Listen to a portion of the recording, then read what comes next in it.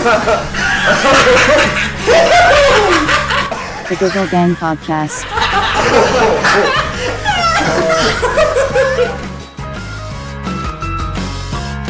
Did that cause you any trouble growing up, or is that sort of accepted tons. in England? Absolutely tons. Really? Can you describe to people what colour your hair is? Because I'm colourblind, but... I am, well, I'd say in my set that I look like the love child of Ed Sheeran and Russell Howard. Oh, God. I don't think there was any love involved in that conception, though. No. You can't really say love child. No. Say, like, horrible mistake of... Yeah, probably the demon spawn is probably a good analogy there. That's good as well around, like, Halloween time. Yeah. People come out for that shit. Yeah. Which is good. I look quite scary anyway with all the piercings, so yeah, this is kind of my time of year. It's my Christmas. Do you enjoy intimidating people? No. Oh. No, it's just it's quite good when they go, oh, you're vulnerable because you've got your stick and there's clearly something wrong with you, but we don't know what it is. Yeah. And then they go, Can I actually... have a closer look at your stick? Yeah, by all means. He has a stick. Explain to people what the stick is for. It just pops together. Ooh. Yeah. Alright. It's a visually impaired indicator cane. Okay. So basically it indicates to everyone else that I can't see very well. Right. And what are they supposed to do with that information? It's more if they see me coming down the street or they give way or be courteous, as it were. Don't expect me to get out of the way of them because I might not be able to see them. Is there fines associated if people are disrespectful to you? Oh, hell no. Oh, right, okay. Nothing. I have always wondered that because they, as a fully able-bodied person, if you were a real cunt, you could just fuck with someone who's disabled today. And are there any ramifications for doing that? No, you just get a load of shit from everyone else, to be fair. Yeah. Or it's just if you were made fun of a regular person or made their life harder. But specifically on disabled people, come on. I don't know. I mean, there seems to be a lot more outcry about it nowadays. Yeah. With, the mistreatment of people with disabilities. Yeah. By companies, train companies, for example. Yeah. But that was Tanya Lee Davis, wasn't it? Yeah, it was. Yeah. I'm yet to perform with her. I would love to be on, get to that point where I'm performing with someone like her. But that struck a chord with me. So I was just sharing it. Yeah. Was a bit. Have you ever experienced any discrimination like that being out and about? I've not felt it on transport or general out and about, but more nights out. Okay.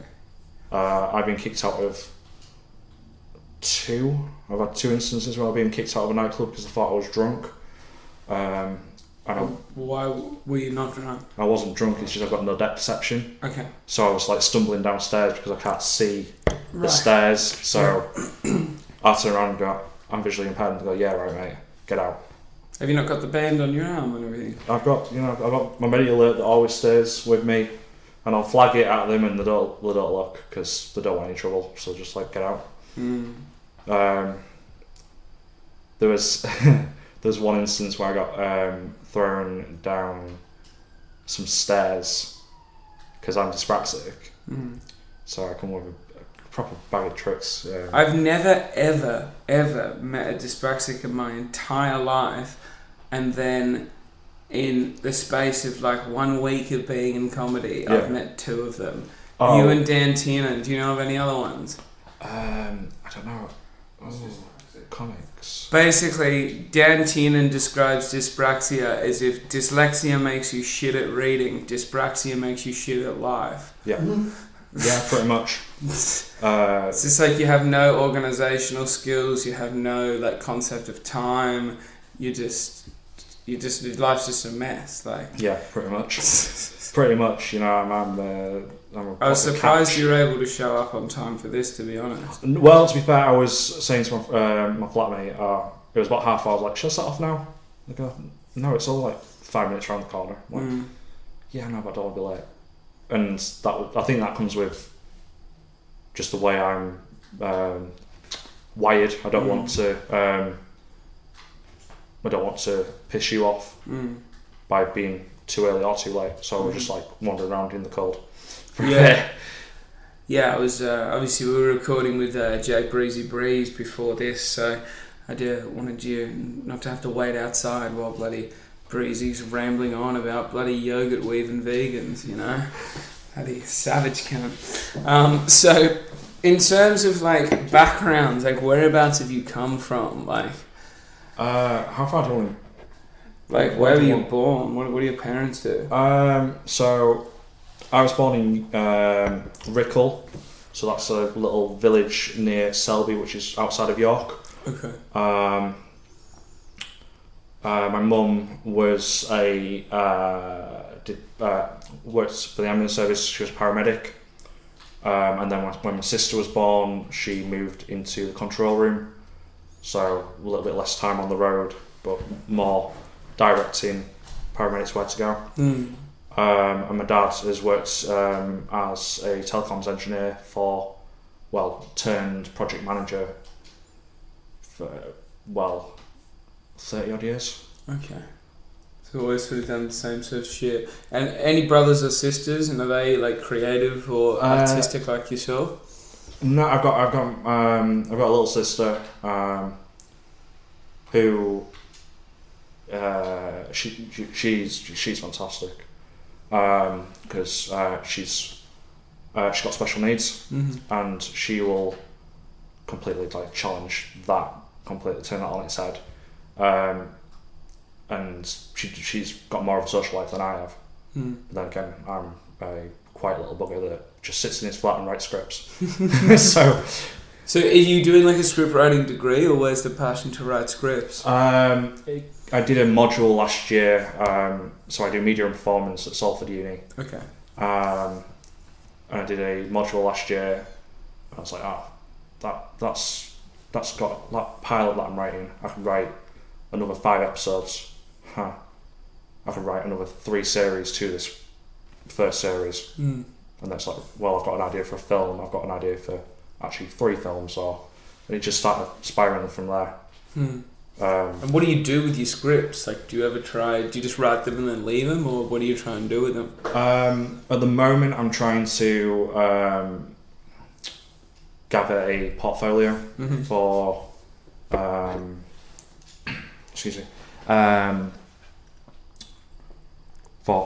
so that I can approach unis for master's programs. But barring that, not really doing a great deal. It's more therapeutic for me than. I think that with a script, I can write a script, show it to my friend, and go, "That's really good." But with stand up, I don't know if it's funny until I've done maybe 5 or 6 gigs, and it's tested material, and I'm like, actually, that's getting a laugh. Yeah, it's why I've been doing the same 2 sets for the past 2 years that I've been doing stand-up. Yeah. Because it was 2 5 spots that moved into that I would try like open mics, and then brought them together to make my 10 because they fit really, really well. Right. And how successful has stand-up gone for you in the past 2 years? Like, what have been the highlights? I've had some really, really, really good gigs. I've had some really, really not so good gigs, but some fantastic stories come out of them. What would you say would be the most memorable, like, of your like weirdest gigs? Probably the first time I got a 10 spot, because it was a friend off my course who'd said, get in touch with this person, and I won't name the person, I'll just name the company that at performance. I don't even know if we're recording yet. What? Oh yeah, no, this has been recording for ages. Oh, sweet. Yeah, this is it. We're just talking. This is all this is. But yeah, at Foreman's are like this big arts. They do like showcase of all different forms of art, and they were doing this big visual arts fair, like festival, in Huddersfield. And I was like, oh great, my first gig in Yorkshire, a bit closer to home, can get a few people to come support. Brilliant. And I just dropped them a line saying, I'm stand-up, not been going too long, but I would love a spot. How long would you want? How long can you give me? And then they said, does 10 minutes sound alright? Yeah, 10 minutes sounds fine. Yeah, I'll do 10 minutes. At that point, you'd only been doing 5 spots. Yeah, but I'd been doing alternate. Yeah, so you had 10 minutes of material, but it had never been combined together in the one show. It's hard to keep an audience's attention for 10 minutes. It is. And I picked the wrong gig to do it. Why? What sort of material was it? So it's quite... My material is very self-deprecating. And then I end up for...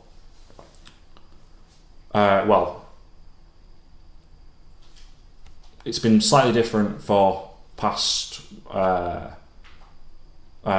year or so, but prior to that, I was talking about being single and like taking the mick out of myself, saying that I'll be awful in relationships. So I did a lot of self-deprecating, and then said, "Oh well, I've got to put a lot of blame on my family because genetics." And start relaying a load of stories about certain members of my family.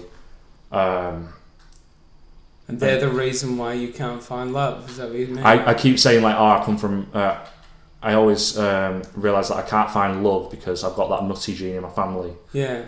Let me tell you about my nana. Let me tell you about my mum. Right. Let me tell you about my dad. Are your family genuinely crazy though? Yeah. Do you feel like you've caught it from them? Yeah. Really? And do you feel like there's any amount of medical grade, narcotics that could sort of knock that out of you? It's not to that extreme, but it's just... So you've lost all hope. It's just we're certain things that there's certain things my parents can't argue in front of me now because I'll just put it in a set. Right, okay. Did they ever do things and then be like, don't put that in your set? Yeah. Yeah. My parents used to say that to me when I was on the radio. Mum would try to have a serious chat with me, and I'd start giggling and making notes in my phone, and she'd be like, don't put that on the radio! And I'd be like, too late, Mum. Everyone's going to know you're mad. Well, I don't ever... The only person I think comes off unscathed is my dad. But is it because he's a racist? No. Oh. No, he just I don't have anything funny to say about my dad at this point. My mum will say that I've got tons of funny stuff to say about my dad, but yeah, I'm like, no, I really don't. I've got enough with my mum. I've got enough with my sister. I've got enough with my nana and my granddad and aunts and cousins. My cousin, I've got another 10 minutes on. Yeah, just from being at his wedding this past summer. Just little one-liners. I'm like, yeah, that's going in. That's going in. England's such a mad place. This was English people abroad, so it was even better. That's fucked up. That's fucked up. That's crazy. So none of us really knew the language, barring my cousin and his wife. Have you spent much time outside of England? Holidays. I've done France, Portugal, Spain, Germany, Bulgaria. Okay. But not an extended period of time? No. Do you want to? Do you want to go and live somewhere else? I'd love to go and visit go live for a period. Like a year in Spain or something? Yeah. I fell in love with Spain when I went. And I only came out with one phrase in Spanish. And it was when I was really, really drunk at my cousin's wedding. Speaking of getting drunk, do you want some vodka? Yeah. Alright, you've got to keep talking. I don't really know what to say. Let's mix the vodka with Prosecco. Oh God. Let's get cooked. Come on. That's fine.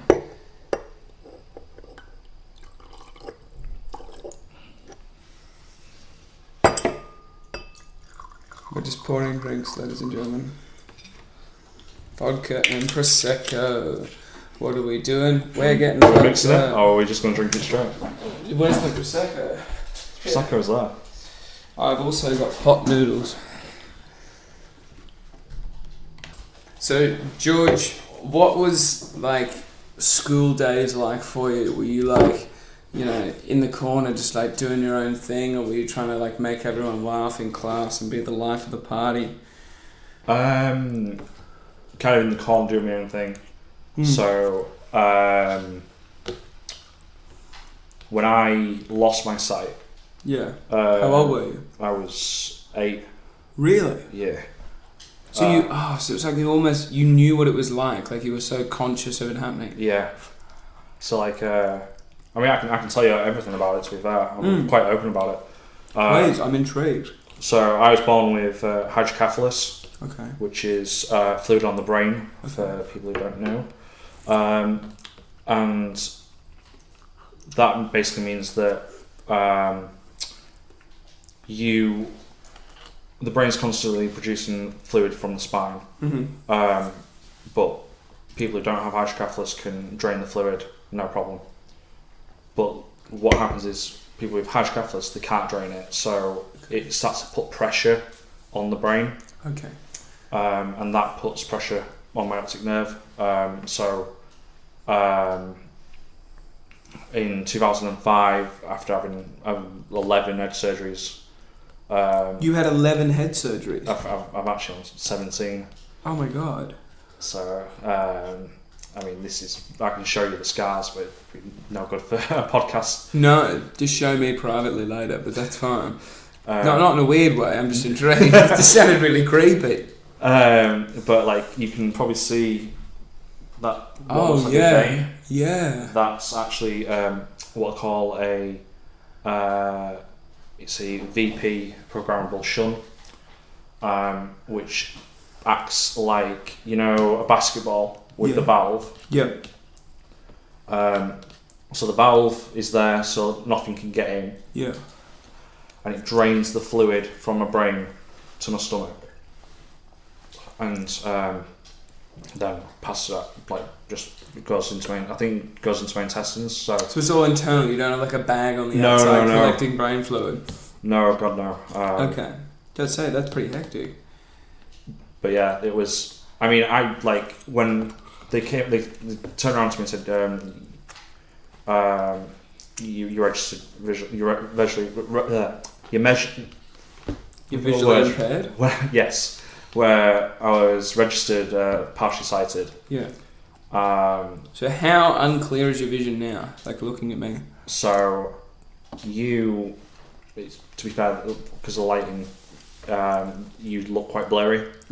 Even with my glasses on. To be fair, I can take them off and they don't make any difference. Right. But yeah, it's like it's going to be a nightmare when I go out when it's dark. Yeah. I'll just have to get an Uber. But yeah, so I got given, well, not given, I became visually impaired, and then during one particular operation, 2005, I had a bleed, which led me to, in recovery, have the effects of a stroke. Okay. So I lost all ability on the left side. Has that come back since? Or still? It's come back, but it's left. That's what caused my dyspraxia, I believe. And then the reason why they found out they found out why I had this bleed, and it's because I've got I'm a haemophiliac. Right. So how do you make jokes about this shit? Because I almost like want to beat people to the punch. Yeah. So it's when I was starting out, I used to make a joke about having a stroke, and that really very rarely got a laugh. Right. Because there was a lot of people going, oh, like, because they didn't know whether to laugh at that at all. Yeah.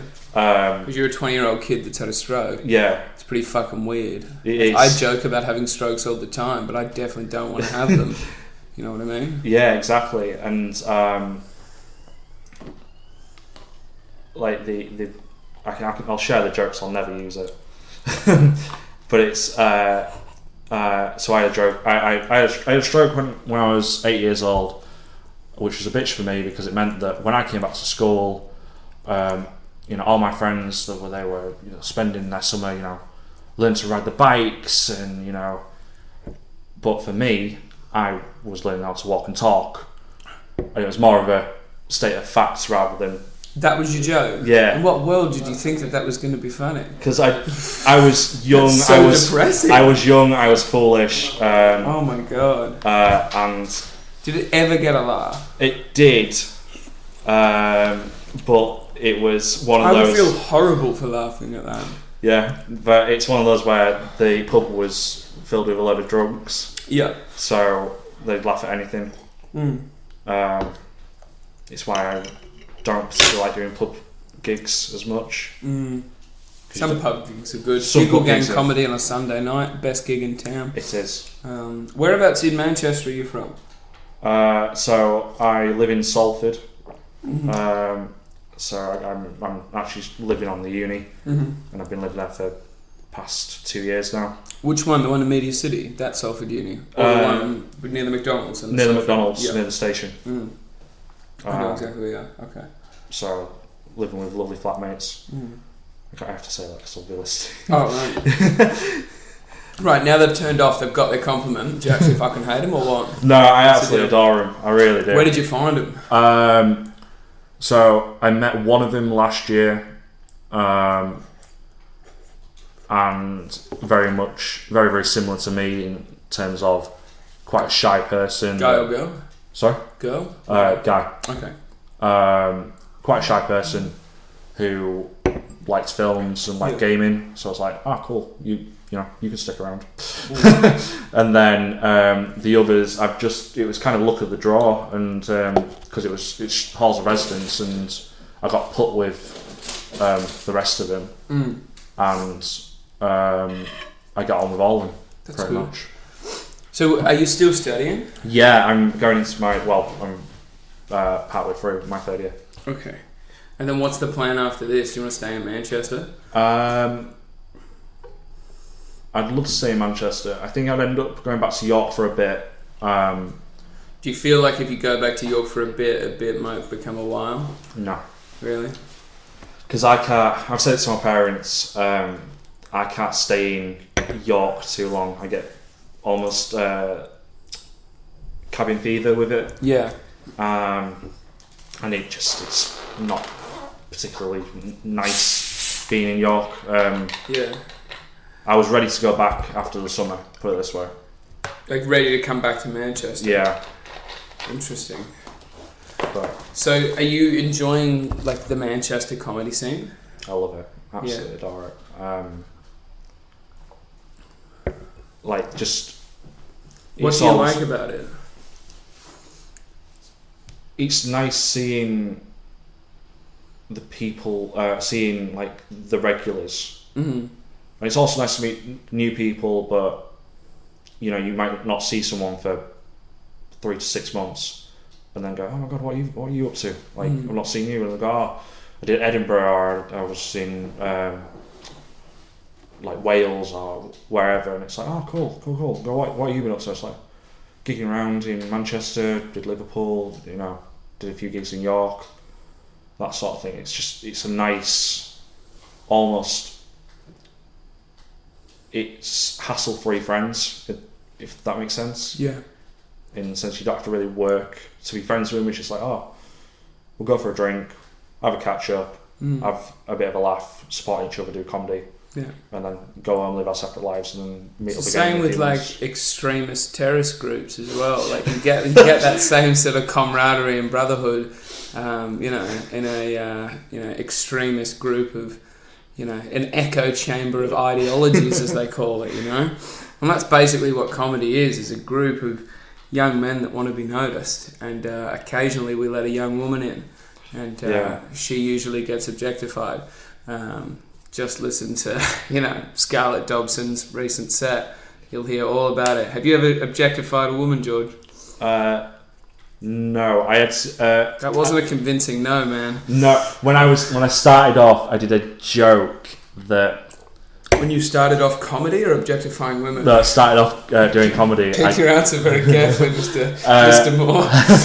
I did a This joke. conversation is being recorded. I know. I did a joke, and it was basically about me and my mum getting lost. Okay. And I made a passing comment again when I was 19 years old. And Is it to do with fucking your mum, George? no. Oh, I think that's a wasted comedic opportunity. If But I know comedy, and I think I do, that is a wasted opportunity, my friend. You need to think long and hard about rewriting that bit. Do you agree, Cam? What's that? Do you agree? Raping your mum? Yeah. Yeah, all about it. Good. Little interjection there from my my lonely housemate. His girlfriend's left him. He's run away. See you, Danny. Thanks for coming. Oh, really? God, no. Talk about this later, guys. Who would leave me?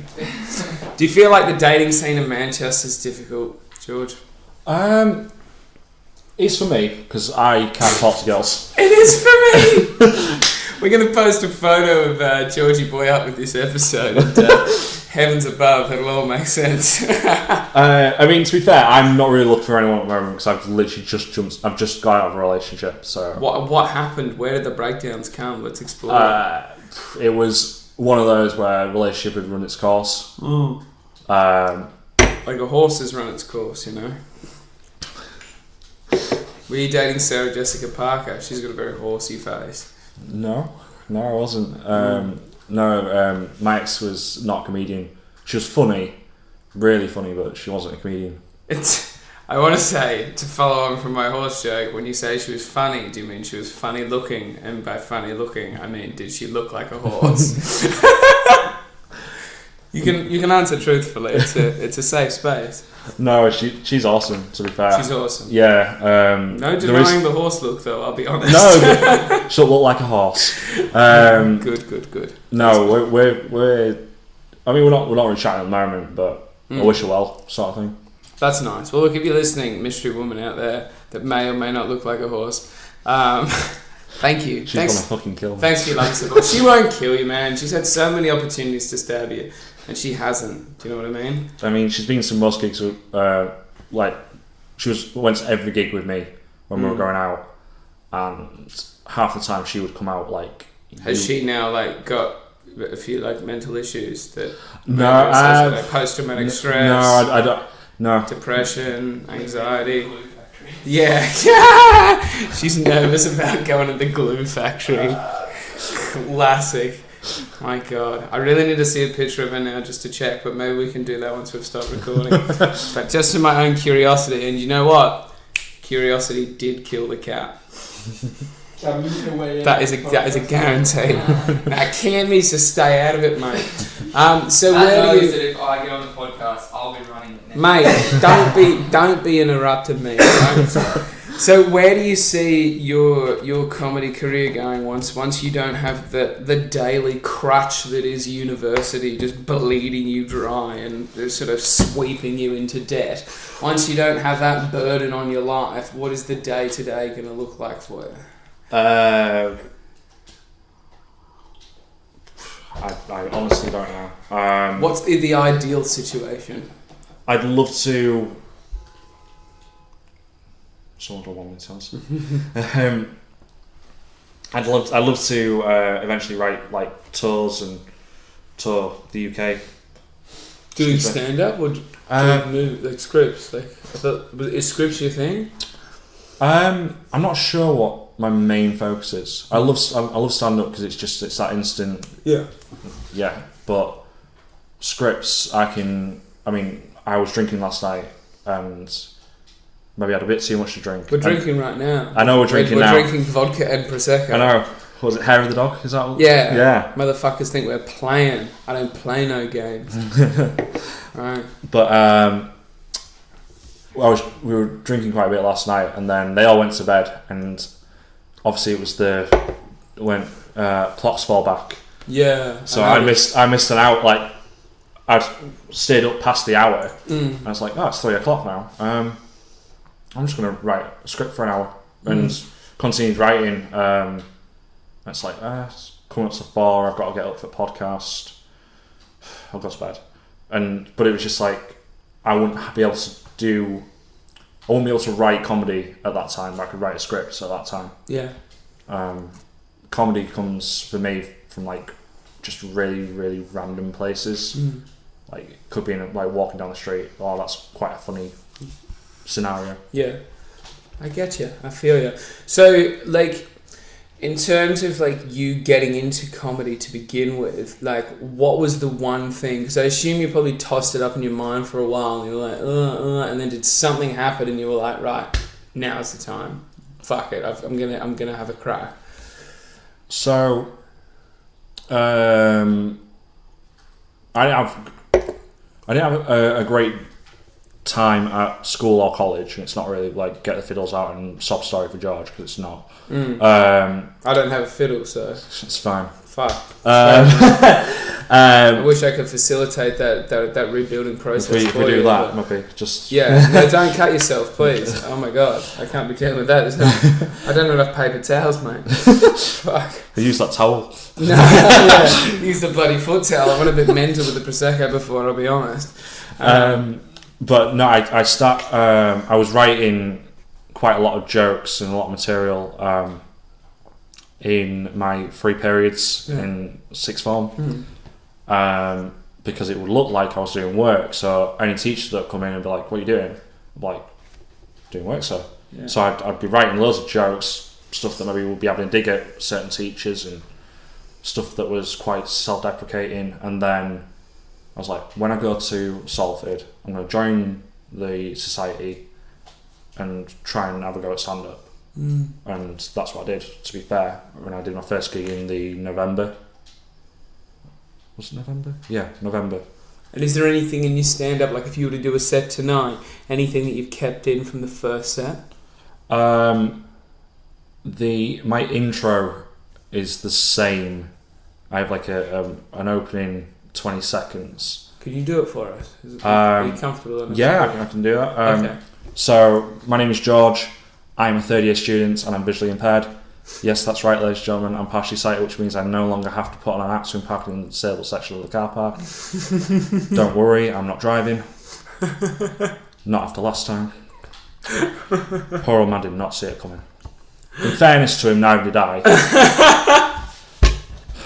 Anyway, that's enough about my granddad. Oh my god. So that was... So you're basically doing jokes about being disabled and running over the elderly. Yeah, pretty much. Because the only reason you get away with it is because you have a magnetic stick. Yeah, pretty much. And it's worked well with me. Do you take the stick up on stage and hold the microphone in the other hand? So do you sometimes feel like if you get a heckler, would you just belt them with the stick? Came close. Came very close. Where it's... I remember the first time I got it, I was getting the bus home, and this wasn't even a heckler, it was just like some... Just someone on a bus. Unless you're doing stand-up on the bus, that's not a heckle. I know, but equally as annoying as a heckler. And I was at the back, like, listening to music, and I could hear this kid just shouting out and just being abusive to, like, the women on the bus, and just, like, it was really, really annoying, this mother. And I was like, I've got this stick.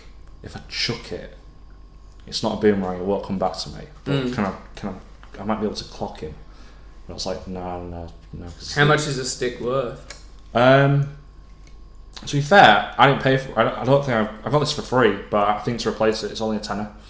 So right. So tenner. Do you think that stick could do a tenner's worth of damage? I think it could. Yeah. Okay. Do you want to hit me with it now? Just so I can see. It would really hurt. Can I hit myself with it? Why don't you get one of your lovely flatmates to hit you with it? No. No, not both of these cunts live with me. Breezy's just a homeless guy off the street. Yeah, fair enough. I'm only here because it's warm. It does actually hurt. Like, yeah. Oh, alright. That's definitely a tenner's worth of damage. Hopefully the microphone can pick that up. Here, look. I'll put it next to my hand. Ready? Yeah, that's me getting hit right there. That's me belting myself. I feel like I want to hit someone else now because my arms hurt. Cam, do you want to get belted? In what lifetime do I say this? Today? No. Today would be a start, Cam. Start living for a change, Cam. I feel like you've really let yourself go. Oh, God. So, George, talk to me. Yeah. The plan for you when you were a kid, is it exactly what you're doing now? No. Did you have a different plan? I knew I wanted to go into performing, Okay. but for quite a while I thought I was going to go into musical theatre. Okay. So for about 13 years I was doing performing arts groups on Saturdays. I did Stagecoach and I did the Pauline Quirk Academy. Pauline Quirk Academy when I got to sixth form. Yeah. And particularly at Stagecoach I was really like focusing on my singing. Dancing I was never good at dancing. But my singing and my acting I really liked. And I just liked the grind of doing 6 to 8 shows a week, doing the same show and over and over again. Yeah. And that was like, I feel exhausted, but the adrenaline is really addictive. Yeah. And I think that's always stuck with me because even though I do a performance course, the first time I felt that adrenaline rush in a good year or so was my first stand-up gig. And I was like, yeah, this is my new musical theatre in a way. This is the new thing I need to do. Yeah. So it's kind of exercising both. With the writing, I'm exercising all my thoughts, so I can just get down on paper, forget about it. Yeah. But with the adrenaline rush that I get off stand-up, that like gives me that buzz to like, all right, yeah, I'll go do that lecture tomorrow because I've got a gig in, Hazel Grove or Wales or wherever I need to be. Yeah. So yeah, I really, it's a nice little balance. Yeah, that's good. That's good. So, in terms of like where you take inspiration from, like, do you feel like you almost like pigeonholed in your this like, I'm a performing arts student, I'm struggling, I've been quiet, haven't had a great time at school? Do you feel like you've put yourself in a box, or do you feel like you can take either current events or even other people's events and relate them to yourself?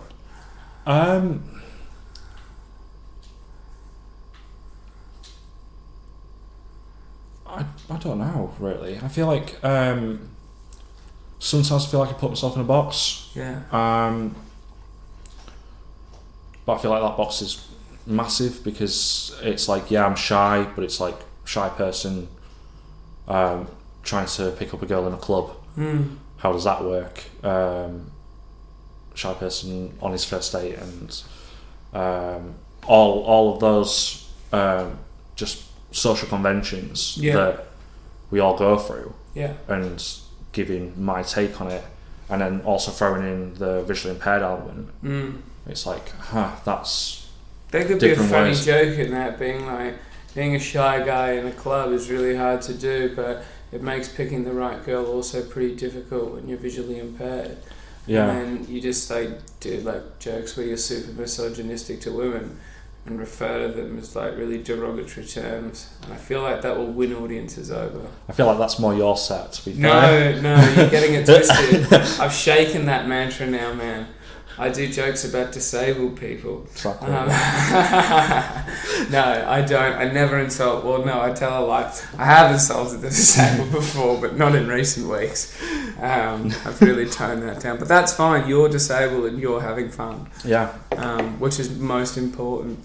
Do you have to, like, when you leave the house, this is probably going to be really insensitive, but do you have to, like, make, like, arrangements based on maybe not being able to see that well? Like, is it constantly in the front of your mind that you can't see well? If I go to, like, a new place, my anxiety goes through the roof because I'm like, oh, God, what if I can't find it? What if I can't see it? What if I can't find my friends? In a big place like Manchester, I very rarely go anywhere by myself. I normally go with someone else who can almost acts as my eyes. Yeah. Like I'm great when like me and my friend went to the pictures the other day. Okay. And I would never go to the pictures by myself because it's kind of sad going to Yeah. the pictures by yourself. I've been to the movies by myself. It's okay. I mean, each to their own. I personally wouldn't, but That's fair enough. I understand why. Sometimes you want to have a chat. yeah. And then when you chat to strangers, they don't, they're not as forthcoming as one might expect. Yeah, like with, I mean, I would say there's so many perks to going with someone who's visually impaired, especially if you take them to the pictures. Yeah. Because you get a half price ticket. Oh, and do you also get like special goggles to help you see it better? I'm not familiar with that. It might be, but I don't know because I don't know either, man. That's the problem. That's why I'm asking. I'm just making suggestions. Maybe we can get like Elon Musk up and tell him to make some bloody blind person cinema glasses. I mean, like my eyes are so fussed that it's like glasses can't correct it. So it's like Maybe they just get you new eyes. Imagine if you could just like interchange your eyes. So you could go take like your regular eye and you be like boop, and then you like want to have like a computer in this eye or like a DVD player, and you just like pop that eye in, and then it plays shit for you. But like this eye, you can just have this on the regular, or you can go both. Like you could have it like iTunes or something, and then like you walk around, you can't see anything except iTunes until you like pop one out. That's a fucking good idea. Don't you reckon? Do you know anyone at uni, like any smart people that might be able to make something like that happen? In fact, I probably do. There's Really? a guy that's. Tell him to listen to this and see what he thinks of that idea. Yeah, I will. What's his name? Shout him out. RJ. RJ, make it happen, boy. I will. He sounds like the name of like a rabbit or a ferret. Was RJ the name of that character in Over the Hedge? Is that what I'm thinking of? That rings a bell. Yeah. You know that film Over the Hedge? Yeah, the raccoon. It's called RJ for Raccoon Johnny. Nah, it was Raccoon Jezebel, but it is what it is. Have you ever had like an issue with an audience member where they maybe think that you're like taking the piss, or like you've upset them in a way? Or do you feel like maybe if you do upset people, they sort of come to you with a bit of anger, and then they see the stick and the band, and they're like, oh, maybe just leave them alone? Like, no, I've never had anyone come up to me, but then again, they might have been coming up to me and I've not seen them. I might have just walked straight past him. Do you feel like for you, if you're not looking for things, you just will never see them? Like if you don't know it's there, you're like focusing all your eyeball energy on what you want to see. So Yeah. if you're not looking for something, it just gets ignored because your brain can't compute that amount of data. Yeah, I find it a lot with people who go, I was waving to you. I was like, Were you? were you? Where were you? It's like, I was at the other side of the room. Yeah. It's like, I can't even The drive, normal guys. person's peripheral vision would pick that up, but imagine for you, it's just like, this is what you're focusing on. Unless you decide to like open it up and you're like, oh yeah, that's what's happening over there. Yeah. It's so interesting. So, what do your parents think about your stand-up? What do your family think of what you're doing? Both parents are really supportive of it. My mum always gets a bit worried because she's like, oh, what's that? Like, I hope that's not for any set. I go, yeah, it definitely is, because that's brilliant. So half the time I need to credit my mum for most of the stories that I tell. And then my dad, it sounds awful this, but I didn't think my dad was didn't think much of my stand-up. Yeah. And then I took him to a gig in York, and it was like one of the first times doing it, so there wasn't much of an audience. And I get up to do my set, and I start saying some stuff like just telling some stories about my nana, and then telling some stories about my mum, and I hear my dad's laugh. And my dad's got quite a distinguishable laugh, quite just because he's quite this loud Yorkshire laugh. I was just like, so dad likes it. Oh, and then when I got in the car, I was just like, oh, what do you think? I was like, oh yeah, it was good. And that was it. But and I was like, I heard you bloody laugh. And then whenever like, is your dad a funny guy? he's really funny. Just the way that he takes the mick out of people, I found is really, really funny. I've kind of adopted that with the way I am in my flat. I'll make jokes I'll give half my flatmates nicknames based on what they're doing. Or just like really like, and I'll just go, look, sorry if you take offence to it. In Yorkshire, that's kind of in my family, we all just take the mick out of each other. Yeah. But I realise it can be quite ruthless at times. Yeah. Especially one of my flatmates who's German, who doesn't understand a word I say when I go Yorkshire. So I can go like, I'll change your name. I was like, hey up Annie, how are you doing? And she was like, and like face was blank, and I was just like, sorry, Guten Tag, wie geht's? And she's like, good, thank you. And she can speak English, but she can't speak Yorkshire. So I'm slowly, because she goes back in March. So I'm just like trying to spoon feed little bits of Yorkshire into her dialect. So when she goes, be a Yorkshire talking German. Yeah. So when she goes, mate, a Nazi nightmare that. Fucking hell, mate. Jesus Christ. When so she's on like uni exchange. She works at the university. Oh right, okay. On a scale of 1 to 10, what would you rate her? In terms of what? In terms of appeal, overall appeal. Be very careful about your answer. She is German and we're 46 minutes in, so I reckon unless she's really wanted an education, she's switched off by now. No, she's quite a support person. She will listen to this. She's quite a supportive person. Like, does that mean she goes up or down in the rankings? What number are you thinking of? You're thinking of 7 and you want to give her 8. That's the struggle. 8 or 9, to be fair. Ooh, 8 or 9. Breezy, what do you give her, the girl you've never met? You know what? Invite her out for a coffee and I'll just swing by secret agent style. Breezy's too cooked to be allowed to speak. Back on the couch, Breezy. He's too fucked. This is what happens when you let guests stick around. It gets fucking weird. So when people come to see you live, what is your ideal audience? Like, what is your humour so people can judge if they'll like you or not? I quite like a northern audience. Just certain things, so I don't have to speak properly. Really, I can float into my Yorkshire accent and not have to worry about pronouncing all my words. Are all northern audiences the same, or are the Lancashire crowds different to the Yorkshire crowds? I've not done enough Yorkshire crowd gigs to answer that question. It's very controversial, and I probably will not be allowed back in York for this, but I prefer a Lancashire crowd any day. Fuck. Because I've not had the best gigs in Yorkshire thus far. But that's not to say you can't book me for Yorkshire gigs. Just book me, please. That's no. You should book him because probably his family comes along and they actually want to, steer him away from this career because they know it's a dangerous path. So they come and not laugh in the audiences to try and put you off. And you don't need to listen to that sort of shit, George, alright? Because you've got potential, my friend. You need to stay in Lancashire where nobody knows you and nobody cares about you. Exactly. Right? And work on what you've got. That is the ticket, mate. Why do you think I'm here?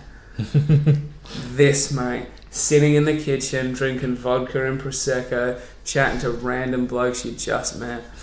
It's beautiful, mate. It doesn't get much better than this. This is the life. When do you want to go and test this somewhere else? Like, how long are you going to grow in Manchester before you think it's either time to go somewhere else in England or it's time to go overseas? And do you want to do this performing and this creative pursuit overseas? I'm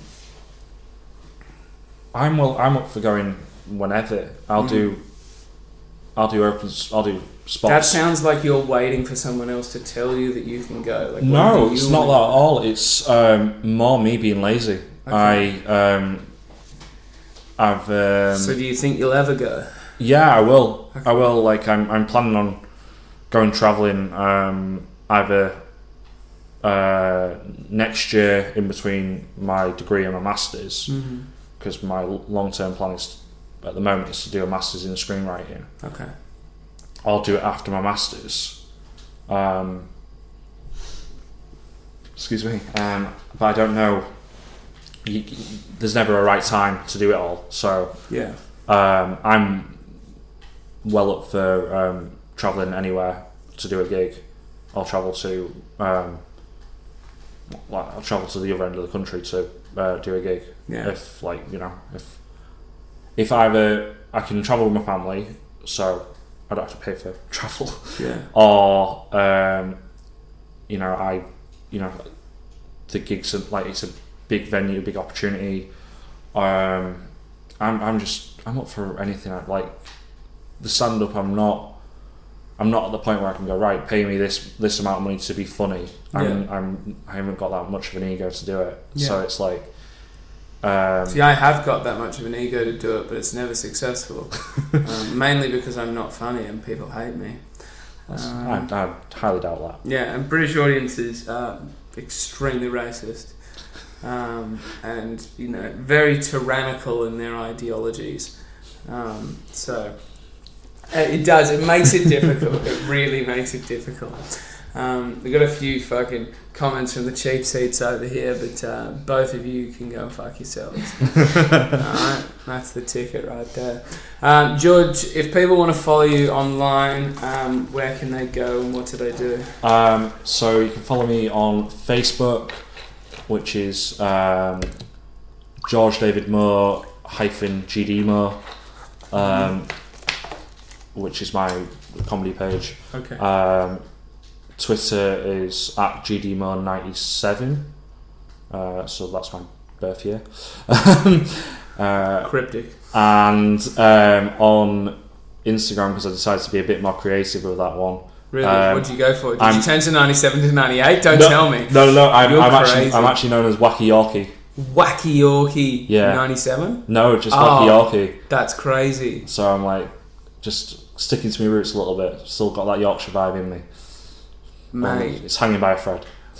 Do you feel like Wacky Yorkie could be like someone from Yorkshire that's a bit, teetering on the edge of a spectrum? Or it could be a Yorkie bar, the chocolate bar that's just been like whacked up against a house or something. I think that's more like my life at the moment. I feel like I'm just a dyspraxic person is like a chocolate bar that's been belted on some plaster.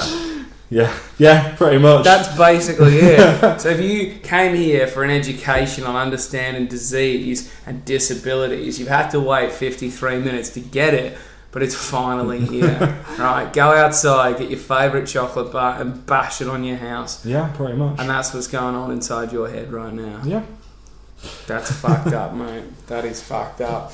Well, look, thank you so much for coming on. I've enjoyed this. I hope you've enjoyed it. Are you booked in to do my gig? I can't do tonight, but I'm looking to Have you booked in another date, though, with me? I think we've exchanged messages. We haven't, but... you need to get on that. Yeah, definitely. Yeah. You message me, and then I'll find something for you. Sound. My night is Giggle Gang Comedy. It's every Sunday night, 8 p.m. at the Binary Bar. Monday nights, head on down to Holdfast. You've got Shark Comedy. Sign up for open mic is at 9:30. Go and see Evan or Rob. Tuesdays, Belly Laugh. Book it through Phil Sutton or Dan Baines at the Dive Bar. Show starts at 8:30. Wednesday, Comedy Balloon. Contact Jace. And Thursday, Joshua Brooks. Sign up open 7. Show starts at 8. Anna Spark. Tuesday, Tony. That's the breakdown of Manchester open mic comedy nights. Do you have any other ones that you want to plug? I'll give a shout out to my friend Ben Watkins. Oh, Ben, BB Dubs, man. That's my boy. Go and check him out, show him some love in Hazel Grove. The Flying The Coach. Flying Coach, Comedy fantastic venue. It is good, but it's And outside of Manchester, it so you're is, gonna have to get on that bus, boy. You're gonna have to get on that stagecoach, £1.80 Yeah. coming at you. We ain't fucking playing. Well, look, George, thanks so much for coming, brother. No worries. And say hi to your mum. Cheers, mate.